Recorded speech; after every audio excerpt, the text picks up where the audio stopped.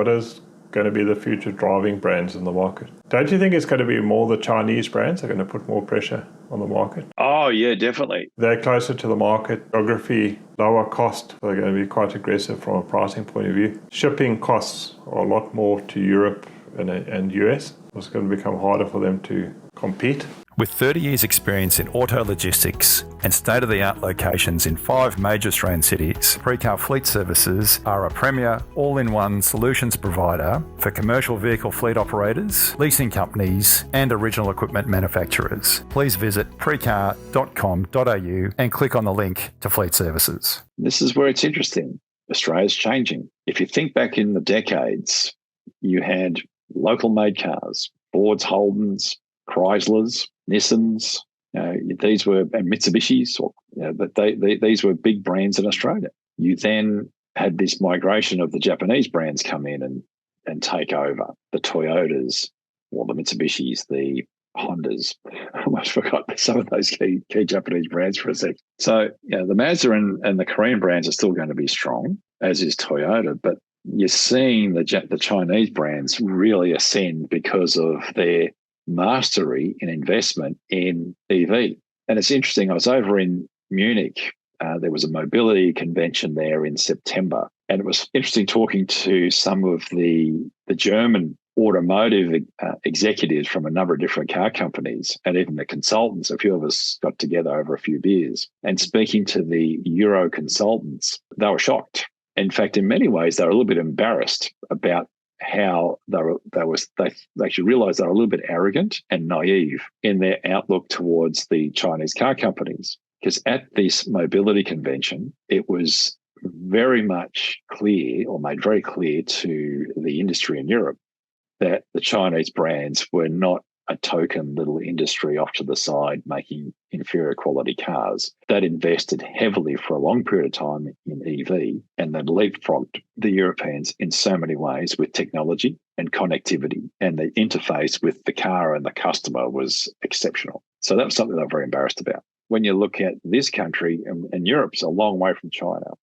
so the economics of exporting from China to Europe are expensive. But the economics of exporting from China into Asia, into Oceania, where we are, is actually quite cheap.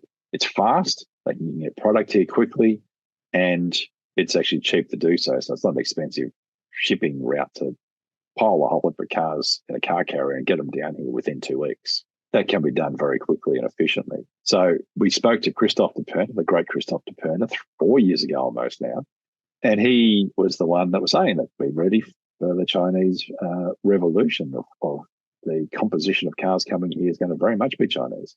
Teslas are Chinese. BYDs are Chinese. Polarises are Chinese. So Chinese EVs are nothing new here and are gaining a bigger and bigger foothold. This is definitely the Chinese decade for automobiles in this country. Last decade, we saw a rise in the Europeans. European brands did very well in the teens. If you look at the early 2000s, it was the Toyota decade. Toyota did exceptionally well. In the 90s, it was the Holden decade. The 80s, the Ford decade. So this is the macro cycle. If you look at which brands win and which parts of the world start to dominate. What will be interesting though is, and we looked at those numbers for the car park. There still is less than 100,000 EVs on the road in Australia. Less than 100,000 registered EVs at this point in time. We know that's going to change, probably jump over by the end of the year, over 100,000. But still, in a 21 million car park, that still is a drop in the ocean. There's a long way to go to get to 1 million, and even that's just scratching the surface. So it is a long way to go. It will increase exponentially each year, which is a positive. But we keep forgetting when we just look at the new car sales, we go, oh, wow, it means that 10% of all sales or all cars are EV. No, maybe 10% of all new car sales are EV, but it's going to take a long time to get those old cars off the road and have more EVs in the car park, getting to be 10%.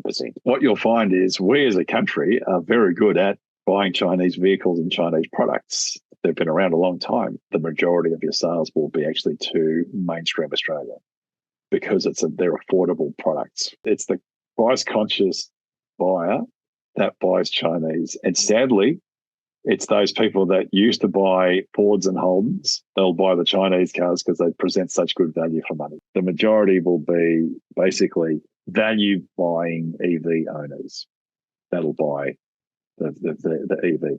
It's very much about the value for money proposition.